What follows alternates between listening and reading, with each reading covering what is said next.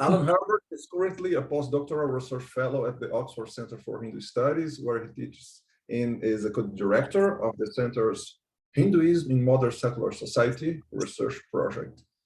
He's also a co-director of the research project, The Philosophical Approach to the Vaiṣṇava Concept of God, funded by John Templeton Foundation through the Global Philosophy of Religion project.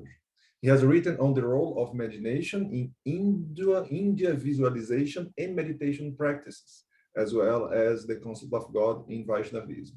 He's editing an anthology on Vaiṣṇava concepts of God and is serving as a guest editor for a Sophia special issue to be published in 2024. And the title of his talk is Characterizing the Gauḍīya Vaiṣṇava Concept of God as the Possessor of Śaktis. Please, Alan, the floor is yours. Thanks, Ricardo. Thank you, everyone, for coming. Sorry, I got a bit of a raspy throat right now, so excuse me for that. Originally, I was going to read something, but I thought, when I started reading through it, I didn't want to leave everyone with drool hanging down their mouth, so I thought, let me just try to explain things. This is, after all, a workshop, so I thought, it's something to work out ideas. So I thought, let me just try to express what I've done in the paper and see if it floats in some way, and see if it or doesn't float. We can try.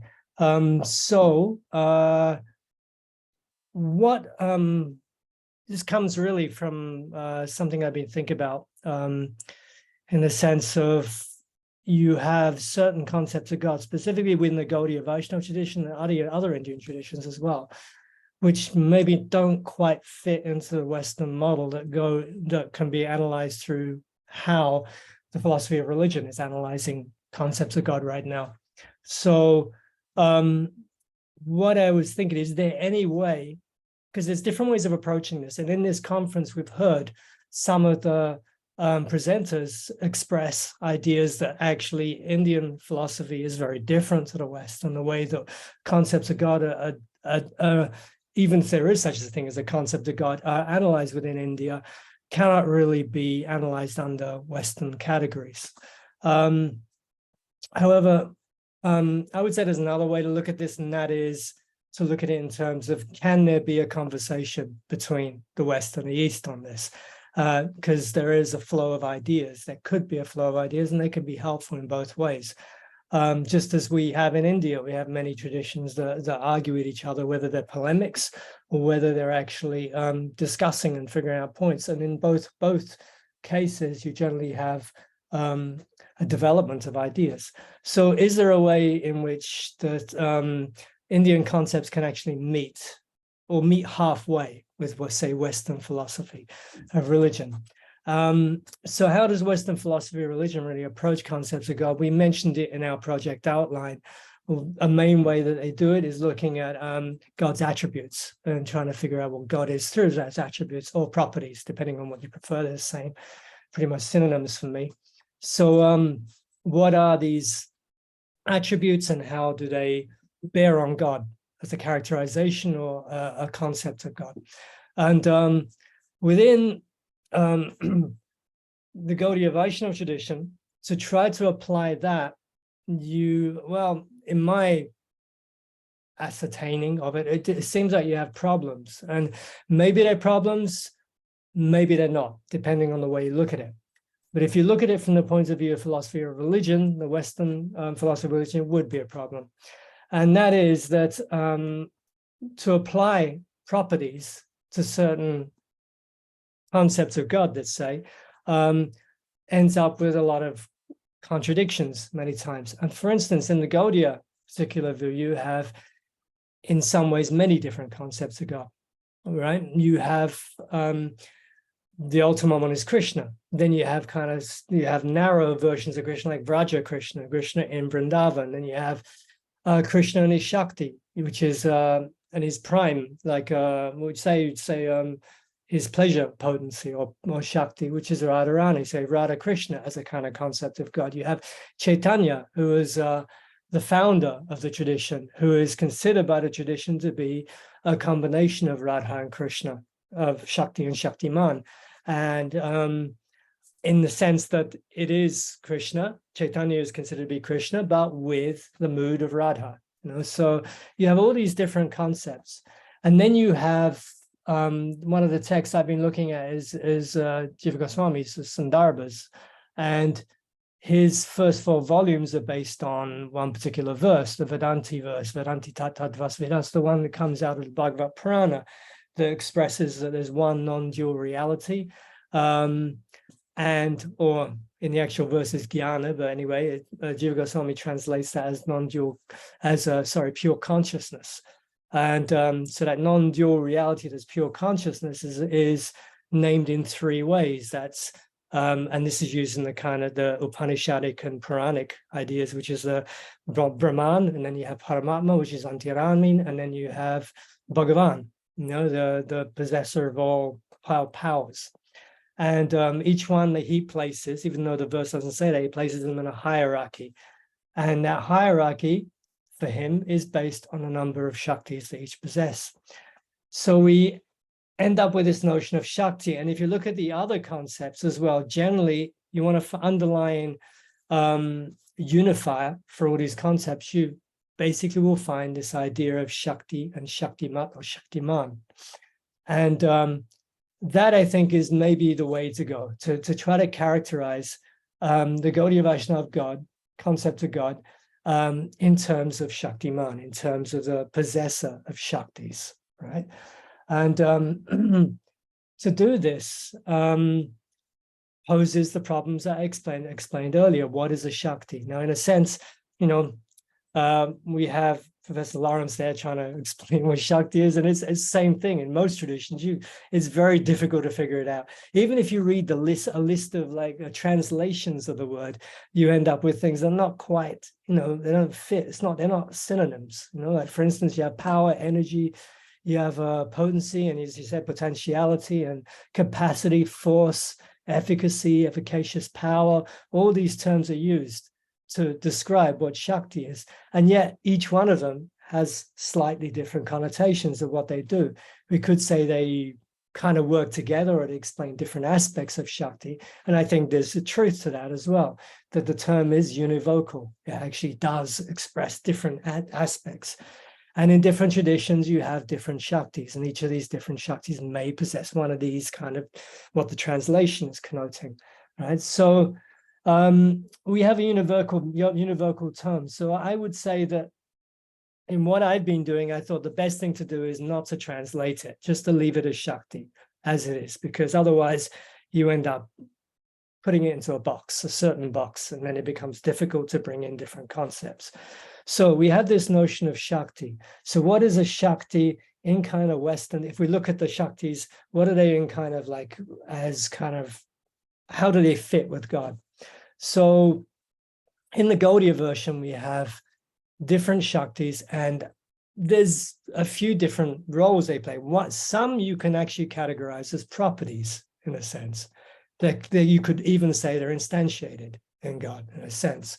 They can be dispositional, they can be categorical properties, they can even be causal properties as well. There's a few different properties you have. And then you have others that actually have kind of semi-autonomous causal agency. They're given, it's like it's one of the Shaktis that is able to do things that God shouldn't be able. Well, actually, God, if God did it, he would be compromised, or God would be compromised. Like for instance, the creation of the world, that thing. So in order to create a distance between this transcendence of God, let's say, and the creation of the world that contains within it a temporary nature, and it also possesses aspects that are profane, let's say, there needs to be a degree of distance. So one Shakti is invested with that power to create the world, that creates that distance as well. So it's kind of a semi-autonomous agent, causal agent.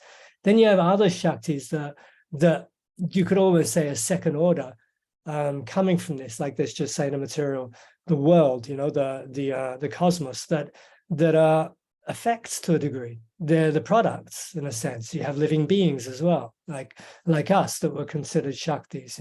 We're products in and of themselves, but then we also have autonomy as well. So we have different kind of places that Shaktis go within an ontology. So how do you connect that with the Western idea of these kind of, we need properties or something that bear on God, whether in relationship to God, whether that relationship is an instantiation or whatever, and those properties that bear on God are able to somehow characterize God.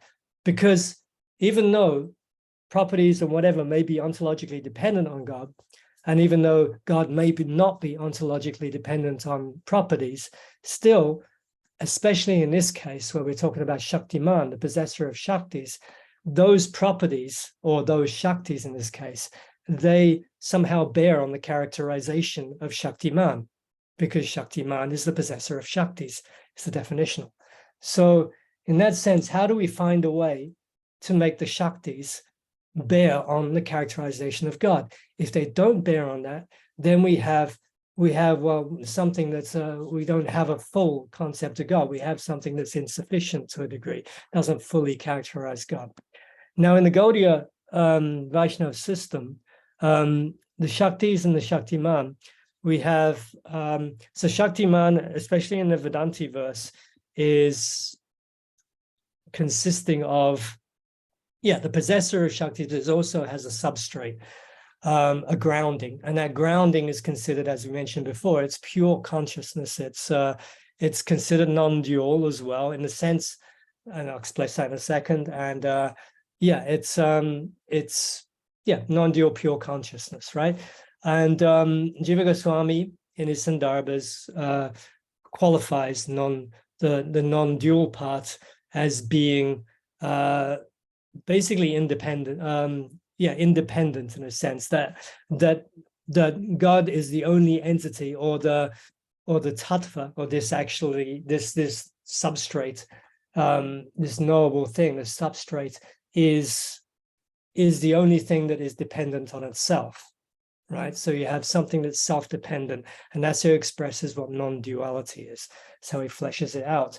And the jnana part of the verse, he, like I said, he expresses as pure consciousness. And through that, he's able to express how the living being is connected with God through the whole Upanishadic Tattvanasi thing, and how that works.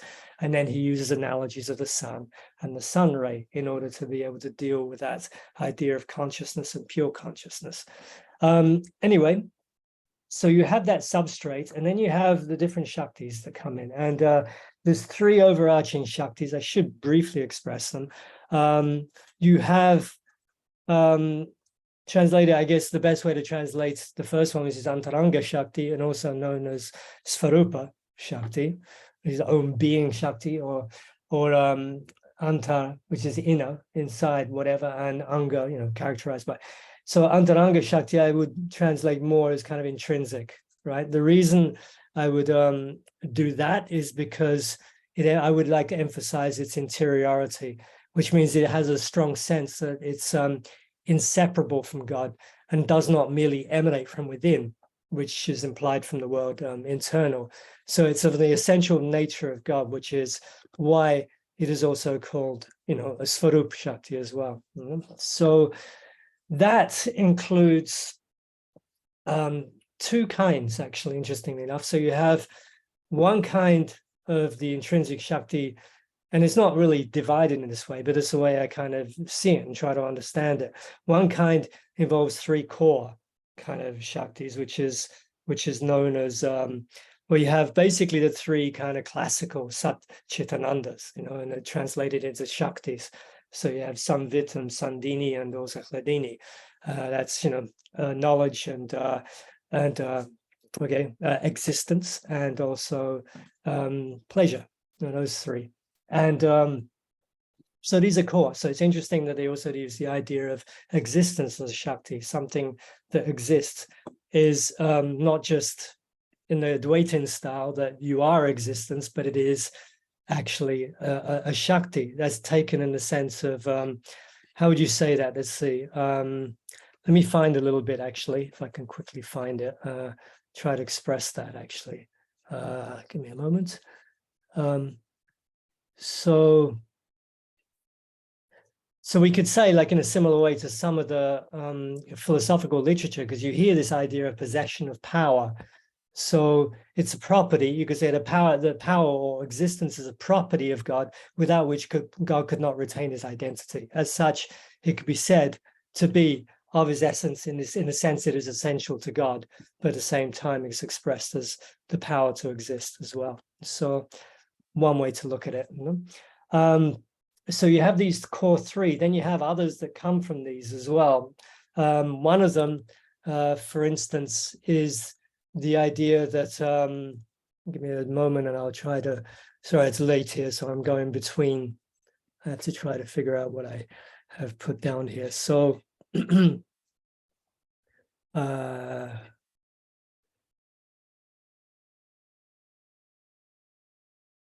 anyway, I won't try to find it. So, so you have basically some types of Shaktis, like for instance, form is a type of Shakti, comes from the Sarupa as well.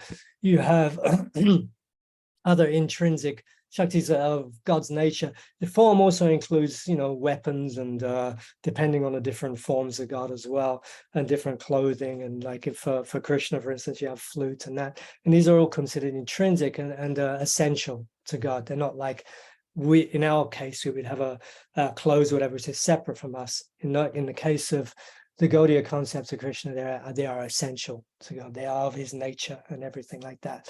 So, and then you have a few others, a different class of these intrinsic Shaktis, such as realm and God's realm, like his dham, his place of residence. You have God's close companions, parikya, and that type of thing. And then you also have God's insignia and stuff like that amongst these things as well. And this is an interesting one because in a sense, you could say there is a distinction between, God and these different entities, right? So whereas in one, you have a very essential, very close nature, and the others, they're very close, but there's also a degree of otherness to them as well. So you have those two.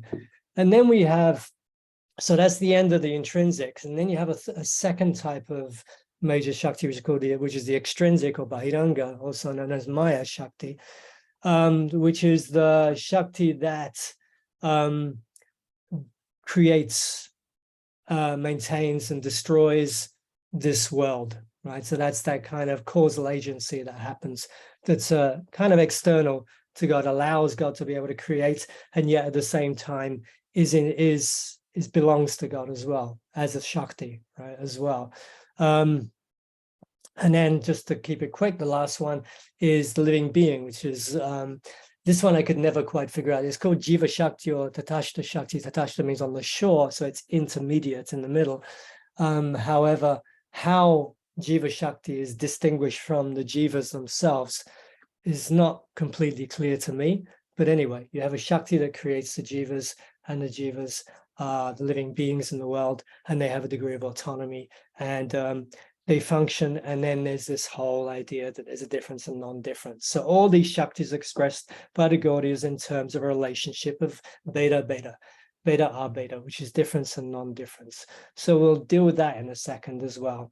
So we have basically, here we have a God, right? We have a God, and this is where I get, I'll have to kind of bracket it in and just say, okay, I'm going to use the word God here because it's just, call it a placemaker or whatever you like, just to describe God as Shaktiman, God as both the substrate and also the Shaktis together, right? So God, as I will use it here, will kind of express the whole package, So you have God with these different Shaktis, and the highest expression of God contains the unlimited set of all Shaktis, right? And so in order to characterize God, these Shaktis somehow have to bear on God in some way, right? That's the idea here. And the problem with the Shaktis right now is that certain Shaktis being external to a degree or extrinsic, but having otherness elements of them makes it difficult to characterize God. One example being that of, like we were saying before, the cosmos, which is emanating from Maya Shakti, and can be expressed as Prakriti as well, which is sometimes used as interchangeably with Shakti as well. So in a sense is also a Shakti that has a temporary nature that even though it's a second, maybe a second order relationship with God, still has a bearing on God. If God is that being that contains or not contain, or yeah, contains or even possesses all Shaktis. So how does something that's temporary, how does something that has the potential for profanity bear on characterization of God, right? Because God is pure and God is eternal. So we have these problems here. So the way I was looking at it, and I was thinking maybe this is a way to get around this, is to try to find a different way to describe or understand what properties of God are rather than the Shaktis themselves.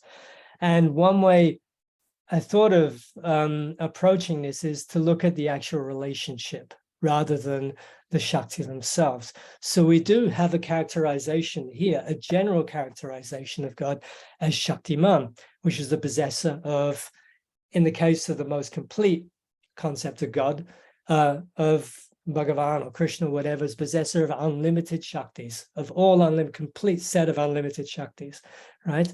So we have that concept there, and that in itself can be claimed to be a property, a relational property. So you could say that the property of God is that God possesses unlimited Shaktis, right? There's no problem with that, right? You don't have to go out and define what the Shaktis are for that to work, right? However, that is a kind of very bare concept of God. It doesn't really say much. It just says God possesses Shakti. So how do we actually deal with the different relationships, and can we make those different relationships bear on God? And I would say yes, to the degree we can. We can use the Western literature to look at that as well. One issue we can look at is the idea of what the substrate is, because really I would say there's really a concept of fundamentalism here going on here, that you have an entity, or you have, a pure consciousness, you have a tattva, you have a substrate that is fundamental to everything else. So everything else is ontologically dependent on this substrate, right? So you have that initially, and the expression of God as a substrate is expressed in literature in different ways. And some of the ways also appear in the Western, like metaphysical literature. One is this notion of completion, the idea that the Shaktiman, complete set of Shaktis, is there. There is the expression of completion as a fundamentality as well. Although a lot of the times expressed as a Mariology, that is parts to a whole, still, in this case, I think ontological dependence can work, to a degree in here.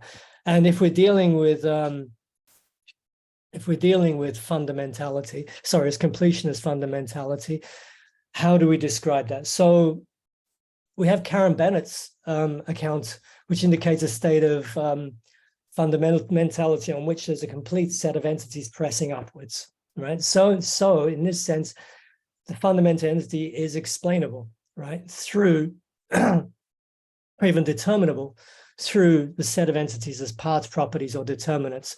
So the notion of God being complete could imply that Mariology. However, if the possession of all Shaktis were to make even a portion of the whole that is God, it would be, in a sense, problematic, right? Because of the previous reasons we get, right? It creates problems in characterizing God, right? Sorry, I was just trying to find. So basically, we're using the idea of completion, and the characterization of God as complete. We better run along the lines of God's Shaktis pressing upwards, insofar as they are ontologically dependent on God, not that God is also dependent on Shaktis. So we have this idea of completion there. Another kind of fundamentality that's currently expressed in the Gauḍīya literature is the idea of independence. That pops up especially in terms of, like there's no that there is ontological dependence in a one-way direction, that those Shaktis are dependent on God, whereas God is not independent. God is not dependent on the Shaktis. However, there is a slight problem with this characterization as such, which is that if we deal with certain intrinsic Shaktis, for instance, in terms of existence and knowledge, and the other one, which is what do you want to call pleasure or whatever, and even form or whatever, then it doesn't seem like, if you're taking God as the whole package, it doesn't seem like a one-way ontological relation anymore. It seems like a two-way ontological relation, in that God is dependent on form, and form is dependent on God in a sense, because that's the whole package that's God. So we have an interesting like mixture there, and that fits in a little bit later with the literature as well. And then, of course, the third way is grounding. And that pops up in the literature as well, the Gauḍīya literature as well, that God is the ultimate grounding. One of the terms that's used is ashraya. The ultimate grounding is also used, or detached grounding, in the sense of apashraya, which is interesting because Jiva Goswami talks about the Bhagavan or Krishna is the ultimate grounding. However, the jiva, the living being, is its own grounding as well, but that's only ashraya. It's not the apashraya. And so we have an interesting thing going on here where we have God as the ultimate grounding, and yet the jiva, the living being, which is dependent on God, is also its own grounding. So we have a grounding and a grounding, which is not exactly how grounding works in a sense. So that's an unusual way of looking at it. But we could kind of analyze that in different ways. You know, the grounding of the living being is in terms maybe of an ethical grounding that is responsible for its own karma and that type of thing. So we could deal with it that way. So we have these three characterizations of this substrate, you know, as a fundamental. So what do we do with the relationship part of it and what relates to these fundamentals? So we have a few different options here. Now, I was talking earlier about this relationship between Shakti and Shaktiman as being beta-beta within the Gauḍīya literature, that it is different and non-different. And it's said to be a chintya, or even a tarka, that's beyond logic. And that's the reason for that being that, you know, how can something be the same and different? You know, it's a logical contradiction. And the way to get around it, sometimes they're using analogies. An analogy, for instance, is one of the sun and the sun ray. You know, and that describes the living entity and describes the supreme God as well. So that's how they work together. The living entity is God, and yet is not fully God. And that's the difference in a sense, you know. So different expressions, and that's why we have this problem of beta-beta. Now, if we analyze the Shaktis in terms of this difference and non-difference relation and try to instantiate that relation within God, then we have this issue of like there's two things going on here. However, if you go to the Western literature and try to redevelop this in a sense, or not redevelop it, but try to see this in a different light, we have a slightly different characterization. So if we have beta-beta, right, what is that relation in a sense? What can that relation be represented as? That relation can be represented as something that is, for instance, reflexive or irreflexive. It can be a reflexive, irreflexive relationship, right? What does that mean? Reflexive, let me just read it rather than just try to remember it. So there's an orthodox view, before I'll preempt this, because sorry, I just jumped too fast. The orthodox view is all properties have a relationship with their substrate. They all are they're all irreflexive, they're all asymmetric, and they're all transitive because in multi-layered dependencies. This is an orthodox view in the sense that it's conventional. However, there's many philosophers who have shown that there's different ways of approaching this, and this is not necessarily the only way to see it, right? So an irreflexive dependence relationships are those on which neither the bottom layer of a hierarchy of dependence nor any of the dependents themselves are self-dependent. So again, apart from convention, there's no reason for this to be the case. So in our case, in the case of Jiva Goswami, as noted above, although each living being is finally dependent on God, the ultimate or independent grounding is, apashraya. And Jiva's claim is that the autonomous living being is an aspect that is self-dependent. It is its own grounding, the ashraya, or it's dependent on itself in some sense. So this could be, again, could be ethical, karmic, and so on and so on. But in this sense, what we're talking about here is a reflexive dependence relation, in a sense that that relation is not just irreflexive in the sense that it's a one-way relationship with God. It's also reflexive in the sense that the relationship is the jiva as the Śaktis is also dependent on itself as its own shelter, as its own grounding as well.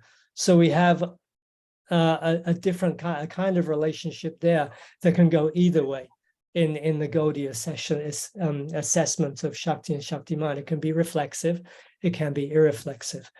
The other one is asymmetric and symmetric. So asymmetric on the orthodox view is the asymmetric dependence relationship. So those on which no two things depend on each other. So in other words, all dependence relations are one way, whether between layers of dependence or between dependence and fundamentals. So again, in the Gauḍīya case, asymmetry does not apply for certain. Okay, I'm running out of time here, but let me get going. So again, sorry, let me see. Asymmetry does not apply for certain relations, specifically between those between God, his existence, his form, his name, and other things like that. So, in other words, the intrinsic Shaktis. So there's this idea that I was trying to express before, that there is a dependence relationship that goes two ways between God and the Shaktis. And that runs against the normal idea that every dependence relationship is asymmetric. I'll move along quickly. We also have the idea of transitive dependence relations and intransitive. And the transitive are those on which everything along a chain of dependence have the same dependency as that at the lowest level, dependent in that chain.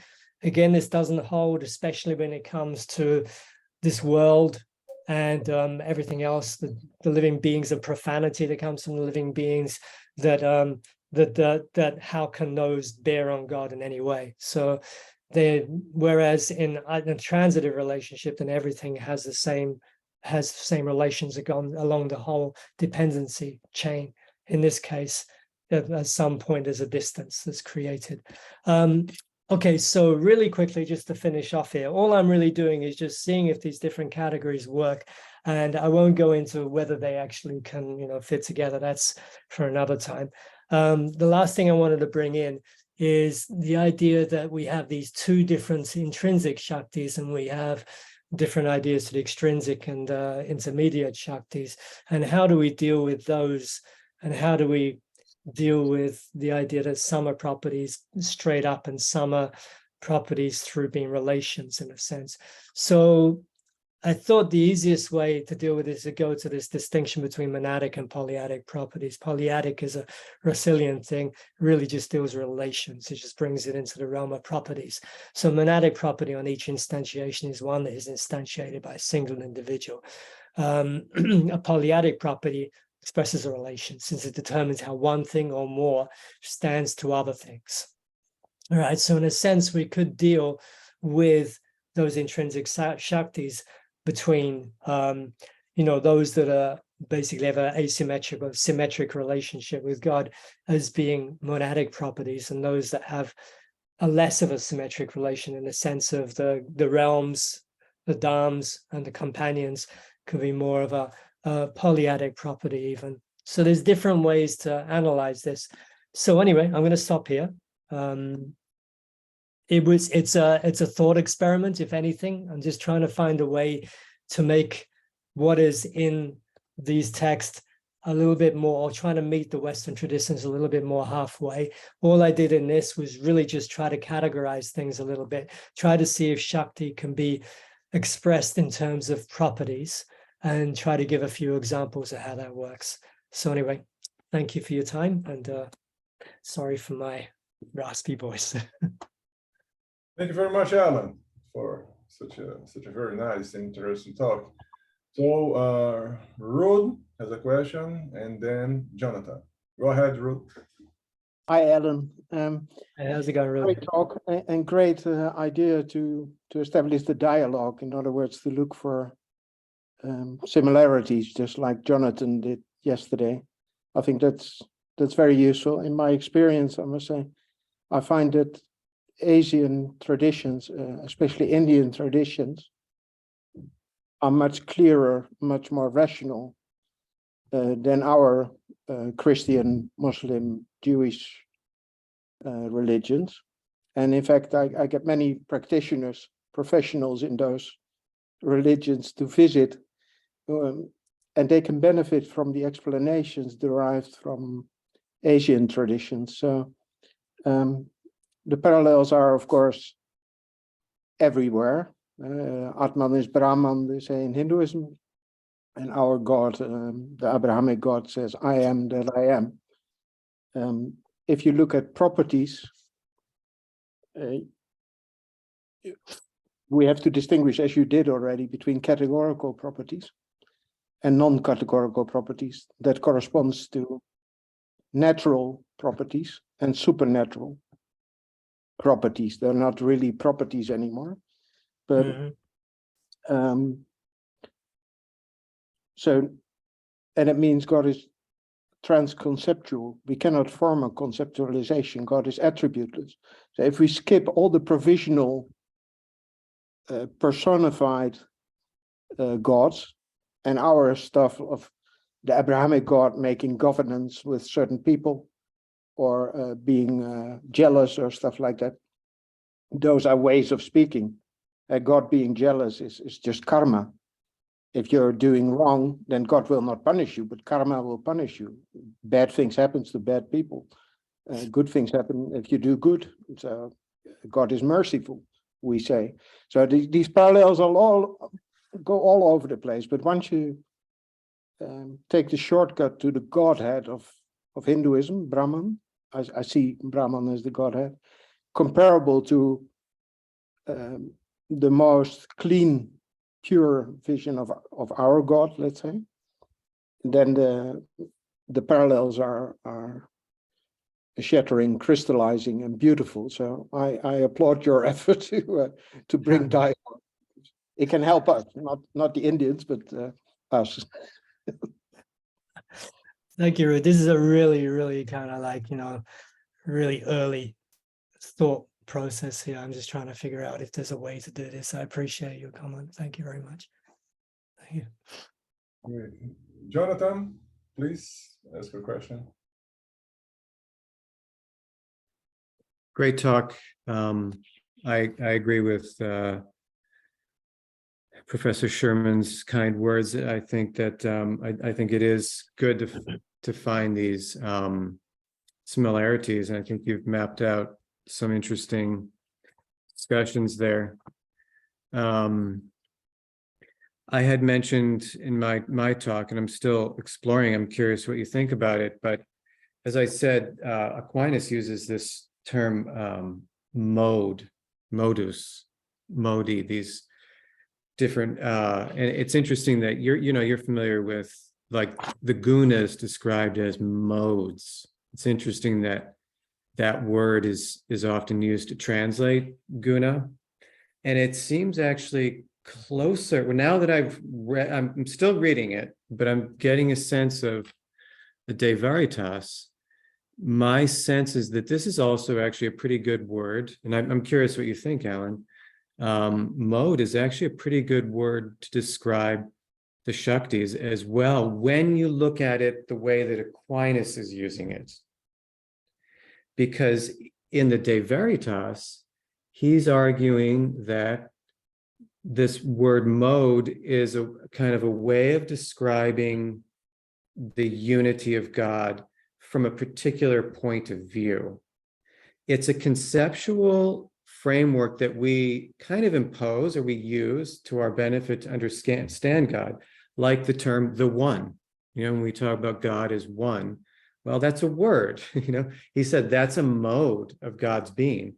When you talk about God as a thing, a res, and Umberto Eco, he argues, he gets this from Islamic philosophy. And you say that God is a thing, a res, you're talking about a mode of God's being. Do you see where I'm going with this? What do you think?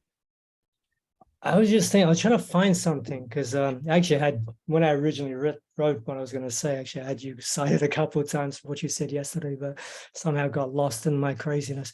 But there's something I was just thinking about just now. Where was it? I'm just trying to find it. It was when I was talking, I skipped over it, but it relates to this. Give me a moment. Sure. Okay. Yeah, there's this interesting idea that you have Sandhini Shakti. Sometimes it's Chit Shakti. I can't figure out. Sometimes it comes either way. So it's explained as being the Shakti, whether you want to call it potency or mode or whatever, by which God reveals his name and form. I thought that was interesting.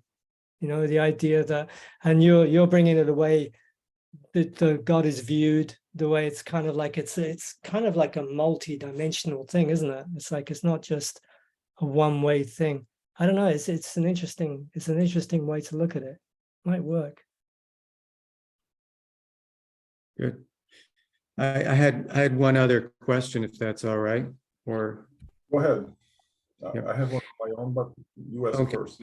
It's a quick one. I'm right now, I'm thinking of Jiva's, we can maybe divide Jiva's discussion of God into two kind of basic categories, philosophical and aesthetic. And I think you were kind of getting there to a little degree, but you got a philosophical discussion, what's the God and nature of God's being, maybe epistemology, kind of these philosophical, but then there's also, God has the flute, it's more aesthetic, more about the beauty of God. Do you think that's a fair distinction?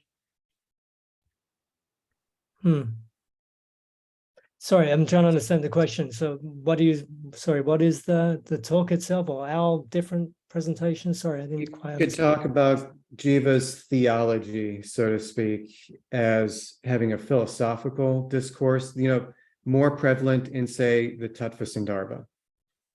This is kind of the philosophy, philosophical metaphysics.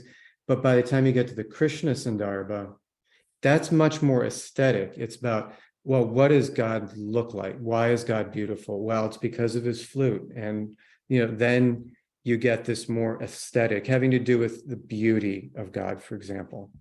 So you can kind of broadly divide his theology into those two, not only those two categories, but that is at least a fair distinction. What do you think? I think you're rasa there at the end. And also you have, it's interesting, in our volume, we have Edwin Bryant, who's working on the Bhagavad Purana, and he's writing on form and beauty as, as attributes of God, the main attributes of God that the Bhagavad Purana is talking about. So I think it also comes from, because the Sandarbhas, are basically a commentary on a thematic commentary on the Bhagavad Purana. So that comes out there as well. So yeah, I think you're onto something. Yeah. All right, I would like to ask a question. So Alan, if I understood you well, you of course it's a kind of explanatory project. I think you are trying to clarify the meaning of the term Shakti, and by that to clarify the concept, the Gauḍīya Vaiṣṇava concept of God. Well, later you tell me if I'm right or wrong. But I have 2 points. I can quickly just to quickly interject there. I'm not trying to find the meaning. Meaning of Shakti is something that's beyond me. To clarify. I would say characterize. Well, whatever, it's a kind of clarification. If you characterize something, you are clarifying, you're helping me to understand it. Yeah, sure.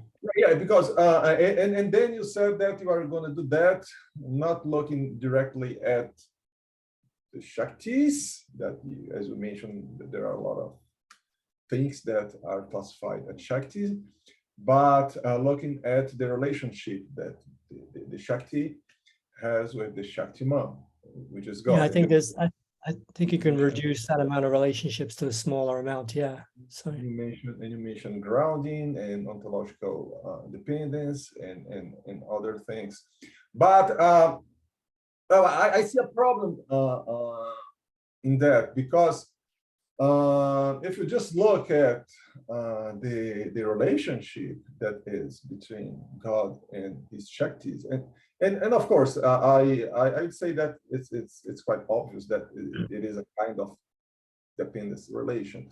So I wouldn't say that by that we would have increased our understanding of what Shakti is. And perhaps we can just drop perhaps you can explain everything. I mean, use concepts like grounding, like ontological dependence, and everything else without even mentioning the word Shakti. You can just mention, instead of Shakti, you mention human beings, you mention, I don't know, the Dham, and so on and so forth. So still, I would like to know a bit more about the meaning of the concept of Shakti. That's the first comment. It's a kind of general comment, and you let me know if it makes sense.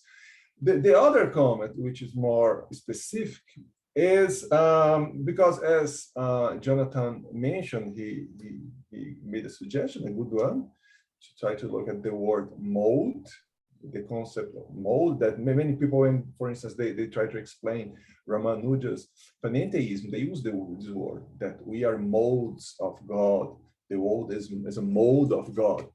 And I think that's very important, which word we are going to use, because each word, of course, has several meanings, and these meanings might be problematic. And I think there's a problem with the word property. I think because there might be, because see, usually philosophers, they think of properties as abstract entities. Like the property of yellow is a property, the property of being yellow, of being tall, the property of beauty. I mean, these are abstract entities, and in metaphysics, people even wonder whether properties exist in some ontological sense of the word, right? But Shaktis, I mean, we are Shaktis, right? A Dham, a place, a physical place, a city is a Shakti. The world is a Shakti. So these are not abstract entities. So I would suggest to try to of course you can use property, the word property, and say, but I'm using the word property with this new meaning, okay, which would be a kind of challenge, I mean, to explain this new meaning.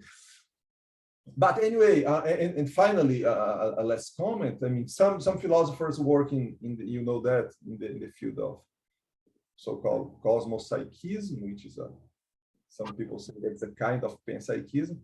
More specifically, a philosopher called Philip Goff. He uses the word aspect, which is I mean, it's not a new word, but he speaks about the whole. The cosmos is the whole, and we are aspects of this whole. He doesn't use the word property. He could have used it, but he prefers a less problematic. It's not problem-free, but it's a kind of less problematic word. So my comment is just that the choice, the word, the terms that you are going to pick, that would be very, very important. Okay, and you let me know if all this makes some sense or not. Okay, just a couple of things. The idea of abstract properties, sure, you could think that, but I was thinking more in terms of universal properties in a sense, because I think even within the literature themselves, properties are not particulars. They're definitely spoken of as in universals, you know, in a sense that they're still abstract. In a sense, you could say they're abstract, but they can also be, in a sense, just, you know, I don't know. I never really saw it as a problem as representing a set of properties. So I don't know. I'll have to think about it, and maybe we can talk about it later. The other thing is the idea of properties existing or not. I was actually dealing with the idea of relations existing a lot as well, which is another one, because you could say that the relation between two entities is a third thing. You know, you can say that third thing exists, or you can say that third thing is nominal in a sense, right? And if you say exists, you have the problem of relations of how is a relation instantiated? You need another relation to instantiate it and go on. You got this what is it called? I forgot his name. There's a regress that goes on, famous guy. So yeah, the idea that properties exist or don't exist, I'm not sure. This is something I have to think about as well. I've been wondering whether it needs to or not, because really this is more working as an analogy or a map to try to understand something, to see make it work or not.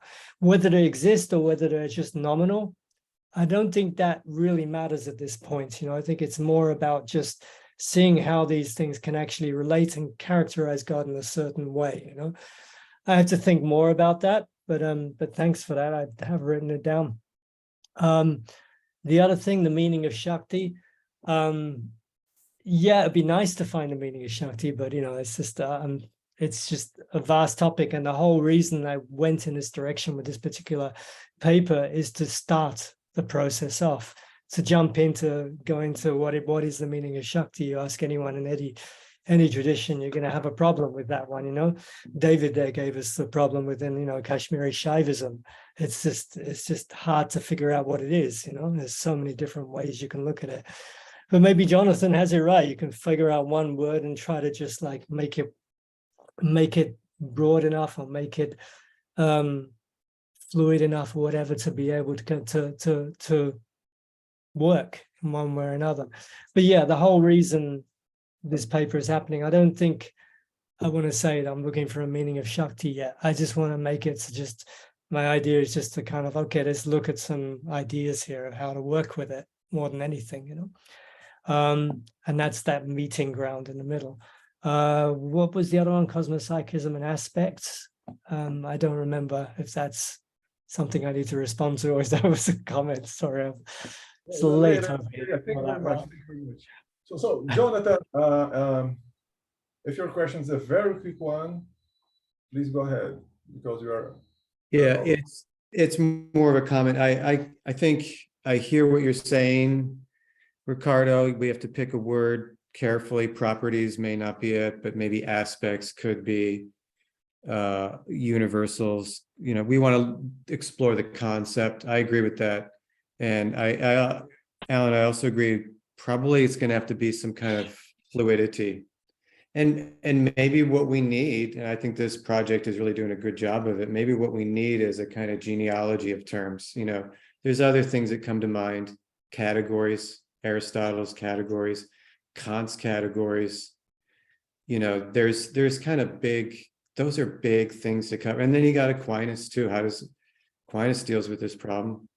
And then you got the whole Islam. There's a lot of different places to explore here, but I think it's a good thing to do it, and probably have this part of the volume if we could. I think Bill Moria was going in that direction and a different side of the world, but it'd be good to continue this project. I do think it's going to have a fluidity to it, and probably there's going to need to be some kind of genealogical approach to this to understand how this concept is thought about in different contexts. But great work. I think it's good. No, thanks. I appreciate that. It's actually, you're right. I agree with you completely on that as well. Alan, Two people raised their hands and they are not. Well, it's Anderson and Soyam. If you could, really ask your question very, very quickly, because we don't have much time, and Alan also answer very quickly. Yeah, thank you so much. Actually, I just wanted to add with what Jonathan just said, and also I wanted to ask Alan that in a way we see the Shakti or the forms of God. So if we looked into the Manipuri Vaishnavite tradition of the conception of God in such a way that it is in the substratum of beauty, or such as in Raslila, this the love of Radha, the love of devotees for the God, and have you look at it in an aesthetic sense, in a sense of aesthetic terms. So do you say Manipuri Vaishnavi? Is that what you said? Sorry. Yeah, Manipuri Vaishnavi. Yeah. Okay, no, I haven't looked at that. Do you recommend anything? If you do, actually, just put it in a comment. I'd like to. Definitely not. I'm just I just started doing my research. No. Essentially, if you find anything, let me know for sure. I'd like to look at it. Definitely. The thing I was thinking about, sorry, I'll keep this quick. One way I was thinking of looking at this is actually bringing in different traditions to look at Shakti, which I'd like to, if you don't mind, David, I'd like to talk to you about this, because you have some experience with Abhinava Gupta, and that was one I was looking at to see if that actually fed across into the Gauḍīya into the Gauḍīya version of Shakti. Because who knows, It'd be good to see, even if it doesn't, it'd be good to see if there's some kind of, correlations between them as well. Yeah, That thank would you. be very interesting. I don't know enough about the Gauḍīya. I mean, in the Shaiva traditions, and I think in some others, I mean, we can't forget, besides being a mode, or modality, or an aspect, and so on. I mean, Shakti is sometimes a person. It's a personal deity. It's a female. I mean, Shakti talks to Shiva in the Agamas. So I don't know where the female divine person plays in the Vaiṣṇava context. Oh, yeah. No, it does as well. I mean, it's personified in so many places. Can So, that yeah. be in the aesthetic category? Does that? Yeah, I was thinking that as well, actually, because you can look at it in both ways, and they're not mutually exclusive. You can actually look at them, the Shaktis, as being personified in a sense, but they also perform functions as well. So in a sense, you can also, you can distinguish between them as well in that way. They can be, in other words, they can be looked upon as impersonal. They can be looked upon as personal. They perform the same type of functions. You can actually categorize them in similar ways. It's interesting, yeah. I mean, that's another field. That's another field, the personification of Shaktis. That's another thing altogether as well. So there you go. All right. Okay, thank you very much, Alan, for the talk. Thank you, wonderful discussion. Thank you